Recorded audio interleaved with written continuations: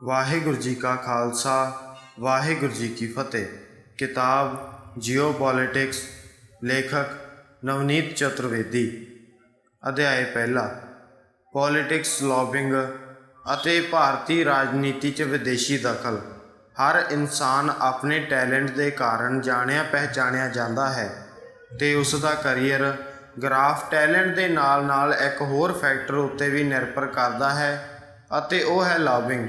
Lobbying ਨੂੰ ਸ਼ੁੱਧ ਭਾਸ਼ਾ 'ਚ ਸਮਝਣਾ ਹੈ ਤਾਂ ਇਹ ਕਹਿ ਸਕਦੇ ਹਾਂ ਕਿ ਜਦੋਂ ਜ਼ਿਆਦਾ ਤੋਂ ਜ਼ਿਆਦਾ ਲੋਕ ਤੁਹਾਨੂੰ ਕਿਸੇ ਵਿਸ਼ੇਸ਼ ਕੰਮ ਲਈ ਉਚਿਤ ਕੈਂਡੀਡੇਟ ਕਹਿਣ, ਤੁਹਾਡੀ ਸਿਫਾਰਿਸ਼ ਕਰਨ, ਤੁਹਾਨੂੰ ਰੈਕਮੈਂਡ ਕਰਨ, ਤੁਹਾਡੇ ਗੁਣਾਂ ਨੂੰ ਜ਼ਿਆਦਾ।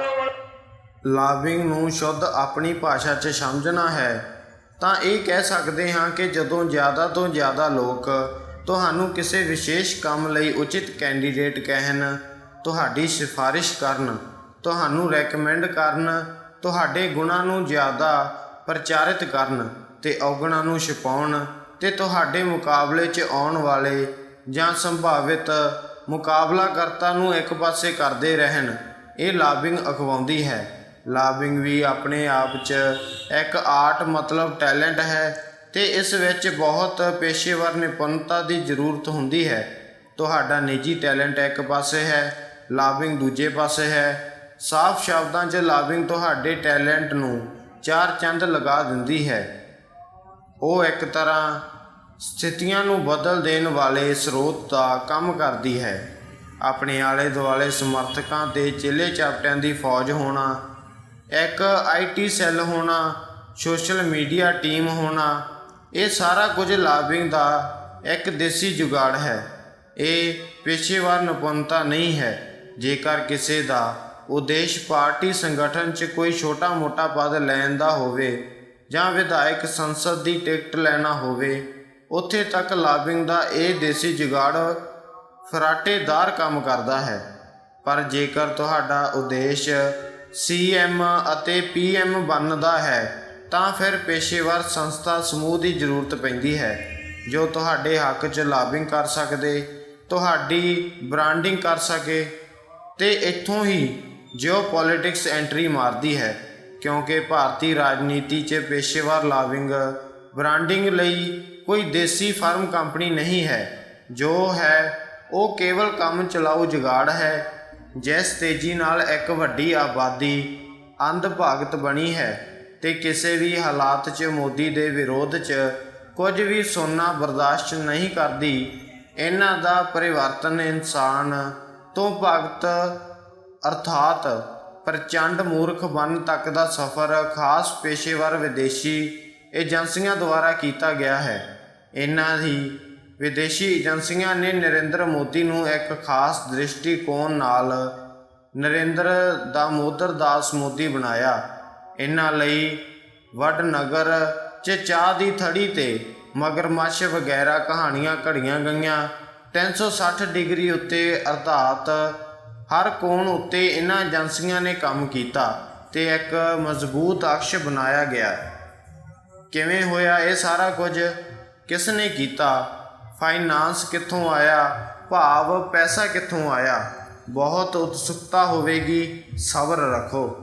ਇਸ ਕਿਤਾਬ 'ਚ ਕੋਈ ਵੀ ਕਿਰਦਾਰ ਜਾਂ ਕਹਾਣੀ ਗੈਰ ਜ਼ਰੂਰੀ ਨਹੀਂ ਹੈ।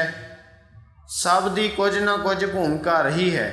ਨੋਟ: ਲੌਬਿੰਗ ਕੇਵਲ ਰਾਜਨੀਤੀ 'ਚ ਹੀ ਨਹੀਂ ਵਰਤਿਆ ਜਾਂਦਾ, ਸਗੋਂ ਰੋਜ਼ਾਨਾ ਦੀ ਜ਼ਿੰਦਗੀ 'ਚ ਹਰ ਆਮ ਇਨਸਾਨ ਇਸ ਨੂੰ ਦੇਖਦਾ ਅਤੇ ਮਹਿਸੂਸ ਕਰਦਾ ਹੈ। ਕਈ ਵਾਰ ਤੁਸੀਂ ਮਹਿਸੂਸ ਕਰਦੇ ਹੋਵੋਗੇ ਕਿ ਤੁਹਾਡੇ ਅੰਦਰ ਕਾਫੀ ਟੈਲੈਂਟ ਸੀ, ਪਰ ਕੇਵਲ ਤੁਹਾਡੀ ਲੌਬਿੰਗ ਕਰਨ ਵਾਲਾ ਨਹੀਂ ਸੀ। ਆਖਿਰ ਕੋਈ ਘੱਟ ਅਕਲ ਵਾਲਾ ਤੁਹਾਡੇ ਤੋਂ ਵੱਧ ਬੁੱਧੀ ਵਾਲਾ ਸਮਝ ਲਿਆ ਜਾਂਦਾ ਹੈ।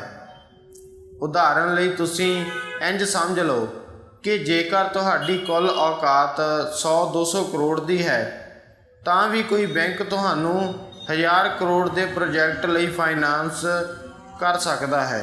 ਮਤਲਬ ਇੱਕ ਉੱਚੀ ਛਾਲ ਲਗਾਉਣ ਲਈ ਜੋ ਤੁਹਾਡੇ ਉੱਪਰ ਦਾ ਲਗਾਵੇਗਾ ਉਹ ਪਹਿਲਾਂ ਤੁਹਾਡੀ ਔਕਾਤ ਦਾ ਮੁਲਾਂਕਣ ਕਰੇਗਾ। ਮਤਲਬ ਸਾਫ਼ ਹੈ, ਜੇਕਰ ਤੁਸੀਂ ਨਗਰ ਨਿਗਮ ਮੈਂਬਰ ਜਾਂ ਵਿਧਾਇਕ ਸੰਸਦ ਜਿਹੇ ਮਾਮੂਲੀ ਲੀਡਰ ਹੋ, ਲੋ ਪ੍ਰੋਫਾਈਲ ਲੀਡਰ ਹੋ, ਤਾਂ ਤੁਹਾਡੇ ਉੱਪਰ ਕੋਈ ਅੰਤਰਰਾਸ਼ਟਰੀ ਪੱਧਰ ਦੀ ਤਾਕਤ ਕਿਉਂ ਦਾ ਲਗਾਵੇਗੀ। ਜੀਓਪੋਲਿਟਿਕਸ ਦਾ ਖੇਡ ਵੱਡਾ ਹੈ, ਖਿਡਾਰੀਆਂ ਦਾ ਪੱਧਰ ਵੀ ਵੱਡਾ ਹੁੰਦਾ ਹੈ। ਸੋ ਸਭ ਤੋਂ ਪਹਿਲਾਂ ਨਰਿੰਦਰ ਮੋਦੀ ਨੇ ਆਪਣਾ ਕੱਦ ਵਧਾਉਣਾ ਸੀ, ਫਾਈਨਾਂਸ ਦਾ ਜੁਗਾੜ ਕਰਨਾ ਸੀ। ਲਾਬਿੰਗ ਦੇ ਲਈ ਅੰਤਰਰਾਸ਼ਟਰੀ ਮਦਦ ਲੈਣ ਲਈ ਪਹਿਲਾਂ ਤੁਹਾਡੇ ਕੋਲ ਲਾਬਿੰਗ ਦਾ ਮਜ਼ਬੂਤ ਦੇਸੀ ਜੁਗਾੜ ਤਾਂ ਹੋਣਾ ਹੀ ਚਾਹੀਦਾ ਹੈ ਨਾ। 2002 ਗੁਜਰਾਤ ਤੋਂ ਬਾਅਦ ਨਰਿੰਦਰ ਮੋਦੀ ਦੇ ਲਈ ਬਹੁਤ ਔਖਾ ਸਮਾਂ ਸੀ। ਉਹਨਾਂ ਨੇ ਜਿਵੇਂ ਤਿਵੇਂ ਆਪਣੀ ਕੁਰਸੀ ਬਚਾ ਕੇ ਰੱਖਣੀ ਸੀ। ਜੇਕਰ ਸੀਐਮ ਦੀ ਕੁਰਸੀ ਹੀ ਨਹੀਂ ਰਹੀ ਤਾਂ ਅੱਗੇ ਤਾਂ ਸਫ਼ਰ ਕਿਵੇਂ ਤੈਅ ਹੋਵੇਗਾ।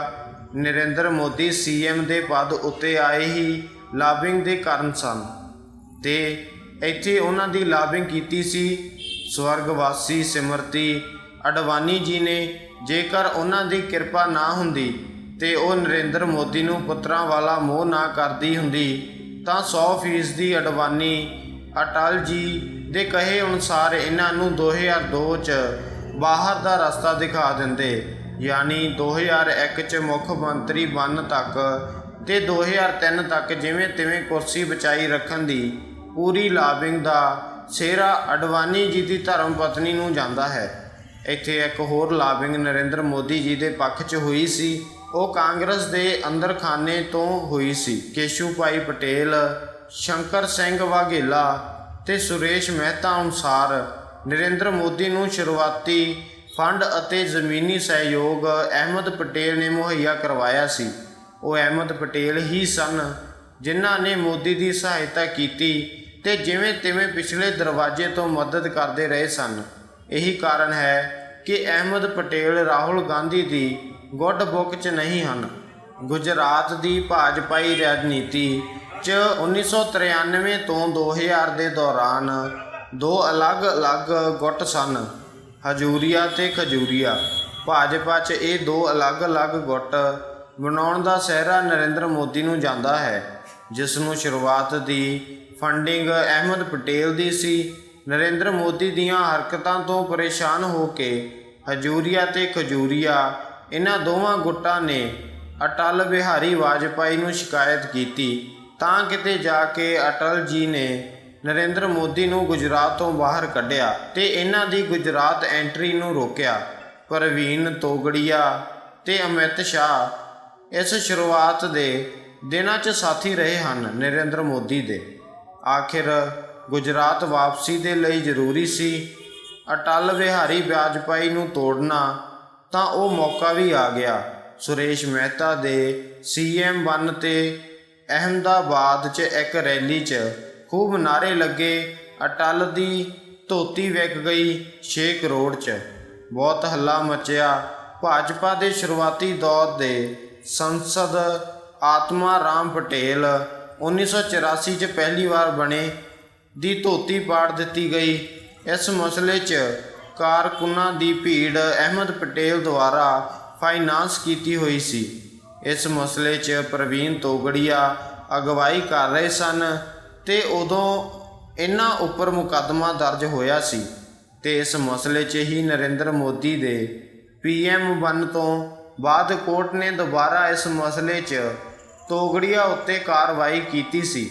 ਵਾਰੰਟ ਜਾਰੀ ਹੋਏ ਸਨ। ਖੈਰ, ਇਸ ਘਟਨਾਕ੍ਰਮ ਧੋਤੀ ਪਾੜਨ ਤੇ ਧੋਤੀ ਵਿਕ ਗਈ 6 ਕਰੋੜ 'ਚ ਨਾਲ ਅਟਲ ਬਿਹਾਰੀ ਵਾਜਪਾਈ ਇੰਨੇ ਦੁਖੀ ਹੋਏ ਕਿ ਉਹਨਾਂ ਨੇ ਦੁਬਾਰਾ ਕਦੇ ਗੁਜਰਾਤ ਨਾ ਆਉਣ ਦੀ ਸਹੁੰ ਖਾਧੀ ਤੇ ਗੁਜਰਾਤ ਦਾ ਜ਼ਿੰਮਾ ਅਡਵਾਨੀ ਨੂੰ ਸੌਂਪ ਦਿੱਤਾ। ਬਸ ਇੱਥੋਂ ਹੀ ਅਟਲ ਬਿਹਾਰੀ ਆਊਟ ਹੋ ਗਏ ਤੇ ਅਡਵਾਨੀ ਦੀ ਐਂਟਰੀ ਹੋ ਗਈ।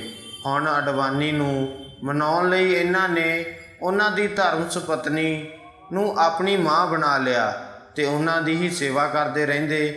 ਇਹ ਸਭ ਸੀ ਲਾਬਿੰਗ ਦਾ ਦੇਸੀ ਜੁਗਾੜ। ਉਪਰੋਕਤ ਸੱਚੀਆਂ ਘਟਨਾਵਾਂ ਸਭ ਜਨਤਕ ਹੋ ਚੁੱਕੀਆਂ ਹਨ ਤੇ ਮੇਰੇ ਦੁਆਰਾ ਗੁਜਰਾਤ ਜਾ ਕੇ ਖੁਦ ਸੁਰੇਸ਼ ਮਹਿਤਾ, ਸ਼ੰਕਰ ਸਿੰਘ ਵਾਘੇਲਾ, ਕੇਸ਼ੂ ਭਾਈ ਮਹਿਤਾ ਨਾਲ ਮਿਲਣ ਤੋਂ ਬਾਅਦ ਉਹਨਾਂ ਨਾਲ ਹੋਈ ਗੱਲਬਾਤ ਤੇ ਆਧਾਰਿਤ ਹਨ। 2017 ਦੀ ਘਟਨਾ ਹੈ ਇਹ।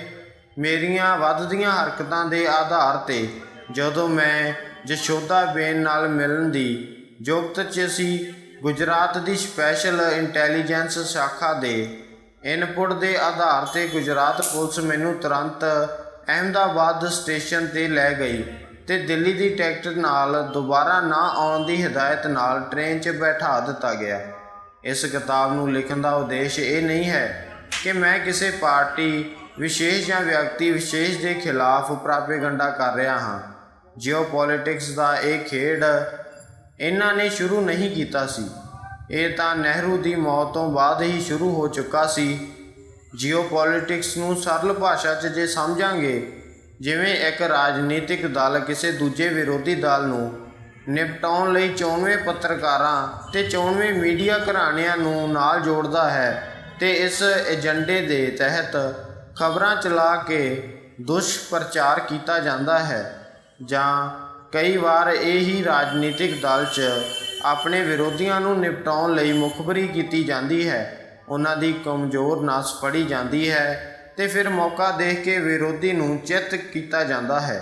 ਬਸ ਇਸੇ ਦਾ ਵੱਡਾ ਵਰਣਨ ਜਿਓਪੋਲਿਟਿਕਸ ਹੈ। ਇੱਥੇ ਰਾਜਨੀਤੀ ਵਿਸ਼ਵ ਪੱਧਰੀ ਹੋ ਜਾਂਦੀ ਹੈ। ਹਰ ਮੁਲਕ ਨੂੰ ਲੱਗਦਾ ਹੈ ਕਿ ਭਾਰਤ ਇੱਕ ਬਹੁਤ ਵੱਡਾ ਬਾਜ਼ਾਰ ਹੈ। ਜੇਕਰ ਇੱਥੋਂ ਦੀ ਰਾਜਨੀਤੀ 'ਚ ਪਕੜ ਚੰਗੀ ਹੋਈ ਤਾਂ ਸਭ ਤੋਂ ਜ਼ਿਆਦਾ ਧੰਦਾ ਸਿਰਫ ਸਾਡੇ ਦੇਸ਼ ਨੂੰ ਮਿਲਣਾ ਚਾਹੀਦਾ ਹੈ। ਇਸ ਉਮੀਦ 'ਚ ਉਹ ਦੇਸ਼ ਆਪਣੀਆਂ ਗੁਪਤ ਇੰਟੈਲੀਜੈਂਸ ਏਜੰਸੀਆਂ ਦੇ ਰਾਹੀਂ ਇੱਥੋਂ ਦੀ ਰਾਜਨੀਤੀ 'ਚ ਘੁਸਪੈਠ ਕਰਦਾ ਹੈ। ਉਹ ਦੇਖਦੇ ਹਨ ਕਿ ਕੌਣ ਸੱਤਾ 'ਚ ਹੈ, ਕੌਣ ਵਿਰੋਧੀ ਧਿਰ ਹੈ, ਕਿਹੜੇ ਸਿਆਸਤਦਾਨ ਦੀ ਕੀ ਕਮਜ਼ੋਰੀ ਹੈ। ਇਹ ਸਾਰੇ ਕੰਮ 'ਚ ਉਹਨਾਂ ਨੇ ਰੋਜ਼ਾਨਾ ਪੱਧਰ 'ਤੇ ਸੂਚਨਾਵਾਂ ਇਕੱਠੀਆਂ ਕਰਨੀਆਂ ਹੁੰਦੀਆਂ ਹਨ, ਤਾਂ ਉਹ ਇਸ ਕੰਮ ਲਈ ਪੱਤਰਕਾਰਾਂ ਨੂੰ ਵੀ ਨਾਲ ਜੋੜਦੇ ਹਨ। ਉਹ ਹਰ ਸਾਮ ਦਾਮ ਦੰਡ ਭੇਦ ਦੀ ਵਰਤੋਂ ਕਰਦੇ ਹਨ। ਜੇਕਰ ਇੱਕ ਦੇਸ਼ ਨੂੰ ਲੱਗਦਾ ਹੈ ਕਿ ਉਸ ਦੇ ਮੁਕਾਬਲੇ 'ਚ ਕੁਝ ਦੇਸ਼ ਹੋਰ ਹਨ, ਤਾਂ ਉਹ ਇੱਥੋਂ ਦੀ ਮੀਡੀਆ 'ਚ ਕੋਈ ਪ੍ਰਾਪੇਗੰਡਾ ਉਛਾਲ ਕੇ ਉਹਨਾਂ ਵਿਰੋਧੀ ਦੇਸ਼ਾਂ ਦਾ ਅਕਸ ਵਿਗਾੜਨ ਦੀ ਕੋਸ਼ਿਸ਼ ਕਰੇਗਾ ਅਤੇ ਕਦੇ ਆਪਣੇ ਦੇਸ਼ ਦੇ ਅਕਸ ਦੀ ਬ੍ਰਾਂਡਿੰਗ ਕਰੇਗਾ। ਦਿੱਲੀ ਸਥਿਤ ਸਾਰੇ ਦੇਸ਼ਾਂ ਦੇ ਦੂਤਾਵਾਸ ਆਮ ਤੌਰ 'ਤੇ ਇਹਨਾਂ ਇੰਟੈਲੀਜੈਂਸ ਘਟਨਾਵਾਂ ਦੇ ਕੇਂਦਰ 'ਚ ਹੁੰਦੇ ਹਨ ਅਤੇ ਇਹ ਸਾਡਾ ਦੇਸ਼ ਵੀ ਕਰਦਾ ਹੈ ਦੂਜੇ ਮੁਲਕਾਂ 'ਚ। ਜਵਾਹਰ ਲਾਲ ਨਹਿਰੂ ਦੀ ਮੌਤ ਤੋਂ ਬਾਅਦ ਇੱਕ ਖਲਾਅ ਆ ਗਿਆ ਸੀ ਕਿ ਨਹਿਰੂ ਤੋਂ ਬਾਅਦ ਕੌਣ। ਨਹਿਰੂ ਤੱਕ ਕਾਫੀ ਹੱਦ ਤੱਕ ਭਾਰਤ ਬ੍ਰਿਟਿਸ਼ ਸਰਕਾਰ 'ਤੇ ਨਿਰਭਰ ਸੀ, ਪਰ 1955 ਤੋਂ 1960 ਦੇ ਦਹਾਕੇ ਤੋਂ ਹੀ ਰੂਸ ਸਰਕਾਰ ਨੇ ਇੰਦਰਾ ਗਾਂਧੀ ਦੇ ਉੱਪਰ ਆਪਣਾ ਦਾਅ ਖੇਡਣਾ ਸ਼ੁਰੂ ਕਰ ਦਿੱਤਾ ਸੀ।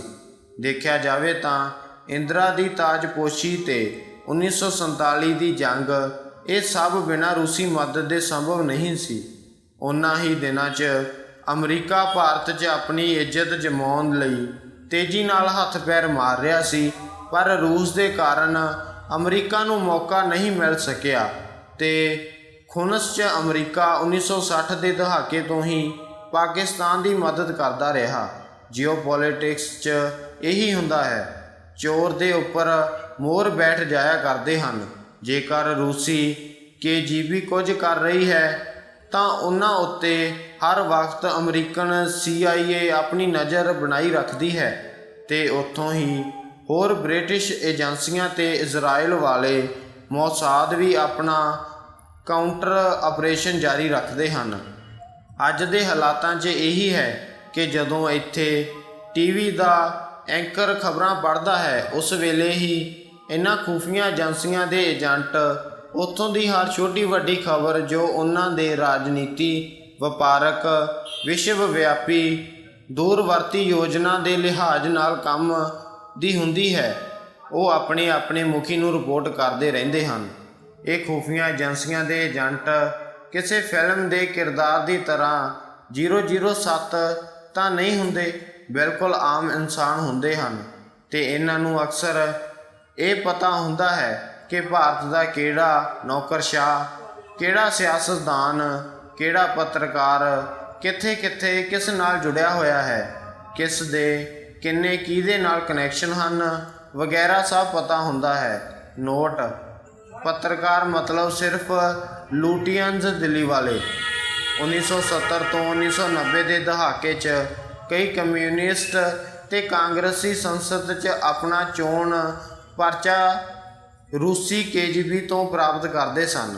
ਉੱਥੇ ਹੀ ਸਾਡੇ ਜਨਸੰਘ ਤੇ ਭਾਜਪਾ ਵਾਲੇ ਵੀ ਮੋਸਾਦ, CIA ਤੇ ISI ਤੋਂ ਫੰਡਿੰਗ ਪ੍ਰਾਪਤ ਕਰਿਆ ਕਰਦੇ ਸਨ। ਉੱਥੇ ਹੀ ਦੇਸ਼ ਦੀ ਅਰਥ ਵਿਵਸਥਾ ਨੀਤੀ ਹੁਣ ਤੱਕ ਬ੍ਰਿਟਿਸ਼ ਰੂਥਸਚਾਇਲਡ ਦੇ ਮੁਤਾਬਿਕ ਚੱਲਦੀ ਆ ਰਹੀ ਸੀ, ਪਰ ਰਾਜਨੀਤੀ ਦ੍ਰਿਸ਼ਟੀਕੋਣ ਤੋਂ ਰੱਖਿਆ ਹਥਿਆਰਾਂ ਦੇ ਮਾਮਲਿਆਂ 'ਚ ਰੂਸੀ, ਅਮਰੀਕਨ, ਬ੍ਰਿਟਿਸ਼ ਤੇ ਇਜ਼ਰਾਈਲ 'ਚ ਪੂਰਾ ਮੁਕਾਬਲਾ ਬਣਿਆ ਹੋਇਆ ਸੀ। ਪਰ ਮਾਮਲੇ 'ਚ ਅਮਰੀਕਨ CIA ਹਾਲੇ ਤੱਕ ਸਿਰਫ ਦਾ ਹੀ ਲਗਾ ਰਹੇ ਸਨ, ਪਰ ਉਹਨਾਂ ਨੂੰ ਕੋਈ ਉਚਿਤ ਵਿਅਕਤੀ ਨਹੀਂ ਮਿਲ ਰਿਹਾ ਸੀ ਜਿਸ ਦੇ ਰਾਹੀਂ ਪੂਰੇ ਭਾਰਤ ਨੂੰ ਕਬਜ਼ੇ 'ਚ ਲਿਆ ਜਾ ਸਕਦਾ ਹੋਵੇ। ਉਹਨਾਂ ਦੀ ਖੋਜ ਪੂਰੀ ਹੋਈ ਆਖਿਰ 2014 ਵਿੱਚ। ਇਸ ਵਿਸ਼ੇ 'ਤੇ ਮੈਂ ਇੱਕ ਆਰਟੀਕਲ ਵੀ ਲਿਖਿਆ ਸੀ, 7RCR। ਇਸ ਬਾਰੇ ਵੱਖਰੇ ਤੌਰ 'ਤੇ ਵੀ ਲਿਖਾਂਗਾ। ਕਹਾਣੀ ਦਾ ਸਿੱਟਾ ਇਹੀ ਹੈ ਕਿ ਵਿਦੇਸ਼ੀ ਤਾਕਤਾਂ ਹੀ ਭਾਰਤ ਦੀ ਅਗਵਾਈ ਤੈਅ ਕਰਦੀਆਂ ਹਨ, ਅਪਰਤੱਖ ਤੌਰ 'ਤੇ, ਅਤੇ ਇਹ ਪਿਛਲੇ ਕਈ ਦਹਾਕਿਆਂ ਤੋਂ ਹੁੰਦਾ ਆਇਆ ਹੈ। ਇਹ ਖੇਡ ਬੜਾ ਰੌਚਕ ਹੁੰਦਾ ਹੈ। ਛੋਟੇ-ਮੋਟੇ ਲੀਡਰਾਂ ਦਾ ਇਸ 'ਚ ਕੋਈ ਰੋਲ ਨਹੀਂ ਹੁੰਦਾ, ਸਿਰਫ ਰਾਸ਼ਟਰੀ ਪਾਰਟੀਆਂ ਦੇ ਵੱਡੇ ਨੇਤਾਵਾਂ ਦਾ ਖੇਡ ਹੁੰਦਾ ਹੈ। ਕੰਧਾਰ ਜਹਾਜ਼ ਅਗਵਾ ਕੀਤੇ ਜਾਣ ਵਾਲਾ ਮਸਲਾ ਇੱਕ ਬਹੁਤ ਵੱਡਾ ਜੀਓਪੋਲਿਟਿਕਸ ਵਿਸ਼ਾ ਸੀ। ਸਿਰਫ ਮਸੂਦ ਅਜ਼ਹਰ ਦੀ ਰਿਹਾਈ ਤੱਕ ਉਹ ਮਸਲਾ ਨਹੀਂ ਸੀ। ਜਿਨਾਹ ਦੀ ਮਜ਼ਰ ਵਾਲੀ ਯਾਤਰਾ ਅਡਵਾਨੀ ਦੇ ਹਿਸਾਬ ਨਾਲ ਮਾਸਟਰ ਸਟ੍ਰੋਕ ਸੀ, ਪਰ ਉਹਨਾਂ ਦੇ ਦਾਅ ਪੇਚ ਕਰਕੇ ਉਹ ਉਹਨਾਂ ਦਾ ਰਿਟਾਇਰਮੈਂਟ ਪੈਕੇਜ ਬਣ ਗਿਆ। ਦੇਸ਼ 'ਚ ਵਿਦੇਸ਼ੀ ਖੂਫੀਆ ਏਜੰਸੀਆਂ ਦੀ ਘੁਸਪੈਠ ਕਾਫੀ ਪਹਿਲਾਂ ਤੋਂ ਚੱਲਦੀ ਆ ਰਹੀ ਹੈ। ਇਤਿਹਾਸ 'ਚ ਇੱਕ ਨਾਮ ਦਰਜ ਹੈ ਉਸ ਸਿਆਸਤਦਾਨ ਦਾ ਜਿਨ੍ਹਾਂ ਨੂੰ ਅਮਰੀਕਨ CIA ਦੇ ਵੱਲੋਂ ਹਰ ਸਾਲ $20,000 ਮਿਲਿਆ ਕਰਦੇ ਸਨ ਤੇ ਉਹ ਅੱਗੇ ਚੱਲ ਕੇ ਪ੍ਰਧਾਨ ਮੰਤਰੀ ਬਣੇ। ਪੁਲਤਜ਼ਰ ਅਵਾਰਡ ਪ੍ਰਾਪਤ ਇੱਕ ਅਮਰੀਕੀ ਖੋਜੀ ਪੱਤਰਕਾਰ ਸੇਮੋਰ ਹੈਰਿਸ ਨੇ ਦਾਅਵਾ ਕੀਤਾ ਸੀ ਕਿ ਮੋਰਾਰਜੀ ਦੇਸਾਈ ਨੂੰ CIA ਦੇ ਵੱਲੋਂ ਸਾਲਾਨਾ $20,000 ਮਿਲਿਆ ਕਰਦੇ ਸਨ। ਮੋਰਾਰਜੀ ਦੇਸਾਈ ਐਮਰਜੈਂਸੀ ਤੋਂ ਬਾਅਦ 1977 'ਚ ਜਨਤਾ ਪਾਰਟੀ ਦੀ ਸਰਕਾਰ 'ਚ PM ਬਣੇ ਸਨ। ਆਖਿਰ ਇਹ ਸਭ ਦੱਸਣ ਦੀ ਜ਼ਰੂਰਤ ਨਹੀਂ ਹੋਵੇਗੀ ਕਿ ਐਮਰਜੈਂਸੀ ਦੇ ਦੌਰਾਨ JP ਅੰਦੋਲਨ ਨੂੰ ਖਾਦ ਪਾਣੀ ਕਿੱਥੋਂ ਮਿਲਿਆ ਹੋਵੇਗਾ। ਇਹ ਖੁਦ ਸਮਝਿਆ ਜਾ ਸਕਦਾ ਹੈ। ਇਸ ਖੁਲਾਸੇ ਨੇ ਮੋਰਾਰਜੀ ਦੇਸਾਈ ਦੀ ਸ਼ਾਖ ਬਹੁਤ ਖਰਾਬ ਕੀਤੀ। ਉਹਨਾਂ ਨੇ ਅਮਰੀਕਾ ਦੀ ਕੋਰਟ 'ਚ ਇਸ ਖੋਜੀ ਪੱਤਰਕਾਰ ਦੇ ਖਿਲਾਫ ਮਾਨਹਾਨੀ ਦਾ ਦਾਅਵਾ ਕੀਤਾ, ਪਰ ਅਮਰੀਕਨ ਕੋਰਟ ਨੇ ਪੱਤਰਕਾਰ ਦੇ ਦਾਅਵੇ ਨੂੰ ਸਹੀ ਠਹਿਰਾਇਆ ਤੇ ਇਹ ਬਦਨਾਮੀ ਦਾ ਦਾਗ ਲੈਂਦੇ ਹੋਏ ਹੀ ਮੋਰਾਰਜੀ ਦੇਸਾਈ ਸਵਰਗਵਾਸੀ ਹੋ ਗਏ। ਜ਼ਾਹਿਰ ਹੈ ਇੱਥੇ ਪਹਿਲੀ ਵਾਰ ਅਮਰੀਕਨ CIA ਰੂਸੀ KGB ਨੂੰ ਮਾਤ ਦੇ ਗਿਆ ਸੀ, ਪਰ ਜਲਦ ਹੀ KGB ਨੇ ਇਸ ਸਾਜ਼ਿਸ਼ ਦਾ ਖੁਲਾਸਾ ਕੀਤਾ ਤੇ ਜਨਤਾ ਪਾਰਟੀ ਦੀ ਸਰਕਾਰ ਆਪਣੇ ਲੱਛਣਾਂ ਨਾਲ ਡਿੱਗ ਗਈ ਤੇ ਦੁਬਾਰਾ ਇੰਦਰਾ ਗਾਂਧੀ ਪੂਰਨ ਬਹੁਮਤ ਨਾਲ ਵਾਪਸੀ ਕਰਦੀ ਹੈ। ਇਸ ਤੋਂ ਬਾਅਦ ਅਮਰੀਕਨ CIA ਨੂੰ ਮੌਕਾ ਮਿਲਿਆ। ਉਹ ਮੌਕੇ ਦੀ ਭਾਲ 'ਚ ਰਹੇ। ਉਹਨਾਂ ਦੀਆਂ ਛੋਟੀਆਂ-ਮੋਟੀਆਂ ਕੋਸ਼ਿਸ਼ਾਂ ਜਾਰੀ ਸਨ। CIA ਵਾਲੇ ਖੁਦ ਨੂੰ ਚਣਕਿਆ ਸਮਝ ਰਹੇ ਸਨ ਤੇ ਕਿਸੇ ਚੰਦਰਗੁਪਤ ਦੀ ਭਾਲ 'ਚ ਸਨ। ਉਹਨਾਂ ਦੀ ਇਹ ਭਾਲ ਅਗਲੇ 10 ਸਾਲਾਂ 'ਚ ਪੂਰੀ ਹੋਈ। ਜਦੋਂ ਉਹਨਾਂ ਨੂੰ 1990 ਦੇ ਦਹਾਕੇ 'ਚ ਉਹਨਾਂ ਦਾ ਚੰਦਰਗੁਪਤ ਮਿਲਿਆ ਤੇ ਉਹ ਚਣਕਿਆਂ ਤੋਂ ਰਾਜਨੀਤੀ ਸਿੱਖਣ ਅਕਸਰ ਅਮਰੀਕਾ ਆਉਣ ਜਾਣ ਲੱਗਾ। ਤੁਸੀਂ ਇਸ਼ਾਰਾ ਸਮਝ ਹੀ ਗਏ ਹੋਵੋਗੇ ਕਿ ਕੌਣ ਹੁੰਦਾ ਉਹ ਚੰਦਰਗੁਪਤ, ਕਿਵੇਂ ਉਹ ਅਮਰੀਕਾ ਪਹੁੰਚਿਆ ਤੇ ਚਣਕਿਆਂ ਨੇ ਉਸ ਨੂੰ ਸਭ ਤਰ੍ਹਾਂ ਦੇ ਤੌਰ ਤਰੀਕੇ ਸਿਖਾਏ। ਹੁਣ ਸਾਰਿਆਂ ਦੇ ਮਨ 'ਚ ਇਹ ਸ਼ੱਕ ਹੋ ਰਿਹਾ ਹੋਣਾ ਕਿ ਜੋ ਸ਼ਖਸ ਚੰਦਰਗੁਪਤ ਬਹੁਤ ਜ਼ਿਆਦਾ ਪੜ੍ਹਿਆ ਲਿਖਿਆ ਵੀ ਨਹੀਂ ਹੈ ਤੇ ਉਸ ਦੀਆਂ ਕੋਸ਼ਿਤ ਡਿਗਰੀਆਂ ਉਹਨਾਂ ਅਸਲੀ ਹੋਣ ਦਾ ਭਰੋਸਾ ਵੀ ਕਿਸੇ ਨੂੰ ਨਹੀਂ ਹੈ, ਤੇ ਉਹ ਚੰਦਰਗੁਪਤ ਇੰਨਾ ਵੱਡਾ ਵਿਦਵਾਨ ਮਾਸਟਰ ਮਾਈਂਡ ਕਿਵੇਂ ਹੋ ਸਕਦਾ ਹੈ ਕਿ ਇੱਕ ਝਟਕੇ 'ਚ ਹੀ ਇੱਕ ਵੱਡੀ ਆਬਾਦੀ ਉਸ ਦੀ ਭਗਤ ਬਣ ਜਾਵੇ, ਵਿਰੋਧੀ ਧਿਰ ਖਤਮ ਜਿਹੀ ਹੋ ਜਾਵੇ, ਮੀਡੀਆ ਉਸ ਦੀ ਮੁੱਠੀ 'ਚ ਹੋਵੇ ਤੇ ਸੰਵਿਧਾਨਿਕ ਸੰਸਥਾਵਾਂ ਅੰਤਿਮ ਸਾਹ ਲੈ ਰਹੀਆਂ ਹੋਣ। ਮਹਿੰਗਾਈ ਬੇਰੁਜ਼ਗਾਰੀ ਸਿਖਰ 'ਤੇ ਹੋਵੇ, ਅਰਥ ਵਿਵਸਥਾ ਬਿਲਕੁਲ ਥੱਲੇ ਆ ਡਿੱਗੀ ਹੋਵੇ, ਪਰ ਹੁਣ ਵੀ ਉਹ ਕਰੋੜ ਲੋਕਾਂ ਨੂੰ ਹਰਮਨ ਪਿਆਰਾ ਹੈ ਤੇ ਇੱਕ ਜਾਦੂਈ ਚਮਤਕਾਰੀ ਵਿਅਕਤੀਤਵ ਦਾ ਮਾਲਿਕ ਹੈ। ਇਹ ਸਭ ਕਿਵੇਂ ਸੰਭਵ ਹੋਇਆ, ਉਸ ਨੂੰ ਸਮਝਦੇ ਹੋਏ ਇਹ ਕਿਤਾਬ ਲਿਖੀ ਗਈ ਹੈ। ਆਖਿਰ ਚਾਣਕਿਆ ਅਰਥਾਤ CIA ਨੂੰ ਆਪਣਾ ਚੰਦਰਗੁਪਤ 1990 'ਚ ਹੀ ਮਿਲ ਜਾਂਦਾ ਹੈ ਤੇ ਉਹ ਇਸ ਨੂੰ ਸੰਪੂਰਨ ਸਿੱਖਿਆ ਦੇਣ ਲਈ ਅਮਰੀਕਾ ਬੁਲਾ ਲੈਂਦੇ ਹਨ। 1990 ਦੇ ਦੌਰਾਨ 'ਚ ਉਹ ਪ੍ਰਚਾਰਕ ਬਣ ਚੁੱਕੇ ਸਨ।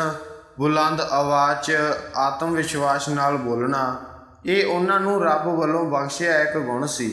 ਸ਼ਾਇਦ ਇਸ ਕਾਰਨ ਹੀ ਉਹਨਾਂ ਨੂੰ ਇੰਟਰਨੈਸ਼ਨਲ ਐਕਸਚੇਂਜ ਵਿਜ਼ਿਟਰ ਪ੍ਰੋਗਰਾਮ ਦੇ ਤਹਿਤ ਅਮਰੀਕੀ ਸਟੇਟ ਹੋਮ ਡਿਪਾਰਟਮੈਂਟ ਨੇ ਅਮਰੀਕਾ ਬੁਲਾਇਆ, ਜਿਸ ਦੇ ਲਈ ਬਾਕਾਇਦਾ ਤਤਕਾਲੀ ਅਮਰੀਕੀ ਰਾਜਦੂਤ ਨੇ ਇਹਨਾਂ ਨੂੰ ਸਿਫਾਰਿਸ਼ ਕੀਤੀ ਸੀ।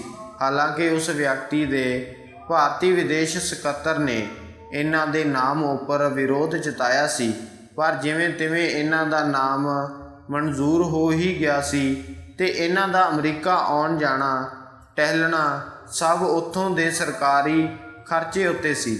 ਅਜਿਹਾ ਦਾਅਵਾ ਲੰਡਨ ਸਥਿਤ ਇੱਕ ਖੋਜੀ ਪੱਤਰਕਾਰ ਆਸ਼ੀਸ਼ ਰਾਏ ਕਰਦੇ ਹਨ। ਸੋਸ਼ਲ ਮੀਡੀਆ 'ਚ ਅਸੀਂ ਉਹਨਾਂ ਦੀਆਂ ਅਮਰੀਕਾ ਵਾਲੀਆਂ ਕੁਝ ਫੋਟੋਆਂ ਦੇਖਦੇ ਹਾਂ। ਉਹ ਉਹੀ 1993 ਤੋਂ 1999 ਦੇ ਦੌਰ ਦੀਆਂ ਹਨ। ਉਹਨਾਂ ਦੇ ਪਿੰਡ ਵਡਨਗਰ ਤੋਂ ਇੱਕ ਗੁਜਰਾਤੀ ਵਪਾਰੀ ਸੁਰੇਸ਼ ਜਾਨੀ 1987 'ਚ ਨਿਊ ਜਰਸੀ 'ਚ ਸ਼ਿਫਟ ਹੋ ਚੁੱਕੇ ਸਨ ਤੇ ਆਪਣੇ ਅਮਰੀਕਾ ਪ੍ਰਵਾਸ ਦੇ ਦੌਰਾਨ ਉਹ ਹਫ਼ਤਿਆਂ ਤੱਕ ਇੱਥੇ ਹੀ ਇਹਨਾਂ ਦੇ ਘਰ ਰੁਕਿਆ ਕਰਦੇ ਸਨ। ਲਗਾਤਾਰ ਬਹੁਤ ਆਉਣਾ ਜਾਣਾ ਲੱਗਿਆ ਰਹਿੰਦਾ ਸੀ।